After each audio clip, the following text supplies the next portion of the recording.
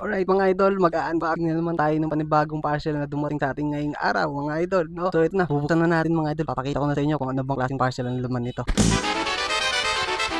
Yun, nakachamba din, no? So ito ang gusto ko mga idol, no? Ganito yung gusto ko mga idol, no? Kasi alam nyo kung bakit, naka-plastic na sa labas, tapos naka-bubble wrap pa sa loob. Kaya thumbs up sa seller mga idol, kasi save yung item mo pag dyan ka umorder sa seller na yan mga idol, no? So buksan na natin. Yun na, ating Pyro Oil Cleansing Tea. Oh, yan no? Oh, di ba? So meron tayong ting in order dito sa TikTok mga idol, no? So meron siyang vegan, non-GMO, gluten-free, tapos no sugar added. So meron siyang 12 tea bag sa loob nitong isang kahon mga idol. Sa mga tea lover dyan mga idol ha, bagay sa inyo to mga idol oh. Ganda ng packaging nila oh. Oh, tingnan nyo naman no, packaging pa lang solve na solve ka na. Hindi to katulad ng mga ibang tea na nakikita natin na yung may color yellow, no? So pagkabunot mo dito sa loob is yun na siya kaagad, di ba? Ito hindi mga idol. Meron pa siyang separate na plastic bawat isa mga idol. Ayan oh, buksan natin. Wow, ang ganda ng lalagyanan. Ngayon lang ako nakakita ng gantong lalagyanan ng tea. Oh, sobrang sulit oh. Tapos ang kakapal ng loob mga idol kung nakita nyo yan oh. Tingnan nyo naman, di ba? Oh, kaya pag ito nilagyan mo na to ng mainit na tubig mga idol, sarap nito. Gagawa tayo ng separate video about dito mga idol, no? Take note mga idol, FDA approved to. Itong unit na to mga idol, itong tea na to, no? So mga idol, kung kailangan nyo ng ganitong tea, no? At tea lover ka mga idol, nasa Yellow Basket lang natin to.